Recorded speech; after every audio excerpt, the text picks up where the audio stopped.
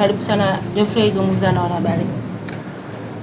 Asante. Cha kwanza tumshukuru Mwenyezi Mungu kwa maana tumesafiri salama kutoka Arusha mpaka kufika Dar es Salaam. Na so far wote tuko salama na tumeendelea na maandalizi kwa ajili ya mechi ya Yanga.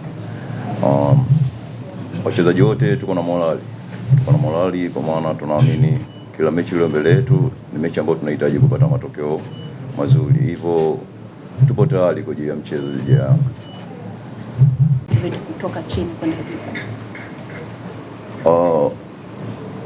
Kwa upande wetu kama wachezaji tunaona kila mechi tunahitaji tuweze kupata matokeo ambayo ni mazuri ya kututoa katika nafasi tuliyokuepo na kuweza kutusogeza nafasi ambayo itakuwa nzuri na kuifanya timu iweze kusalia ligi kuu ikiwa katika mazingira salama. Kwa naamini mechi ya kesho itakuwa miongoni mwa mechi ambazo zinatuhitaji tuweze kupata matokeo mazuri ili kuweza kututoa sehemu tuliyokuepo. Kwa hiyo itaenda kuwa mechi nzuri ambayo inatuhitaji tuweze kupata matokeo mazuri. Cha kwanza kinachotupush zaidi ni kwamba mazingira tuliyokuepo, nafasi tuliyokuepo kwenye table sio nzuri, kwa hiyo inatulazimu tuendelee kupambana kwa ajili ya kuitoa timu katika mazingira yaliyokuepo.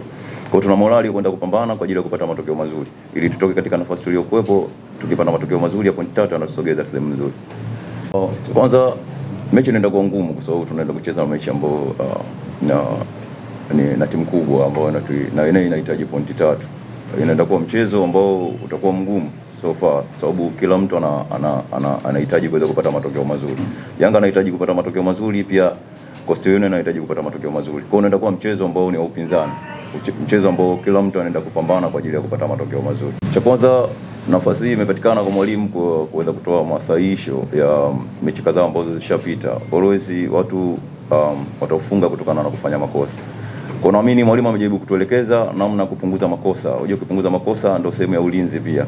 Kwa naamini kutokana na mwalimu namna hivyo tuelekeza, basi tutaenda kuona mechi itakuwaje kwa sababu tushajiandaa na makosa yale mwalimu ambaye ameaona ameshafanyia masahihisho. Kwa naamini tutaenda kujua namna gani ya kuweza kupata matokeo mazuri au namna ya kufanya ulinzi ili tuweze kupoteza hiyo mechi. Coastal Union waendelee kuja kwa wingi, waendelee kuja kutusupport kwa sababu bado haijaisha. Na sisi kama vijana wao tunaendelea kupambana na kuendelea kuipambania nembo ya Coastal Union. Kwa hiyo waje kwa wingi, waje kutusupport na ambao wako mbali waendelee kutuombea vile vile. Tutaendelea kupambana mpaka mwisho.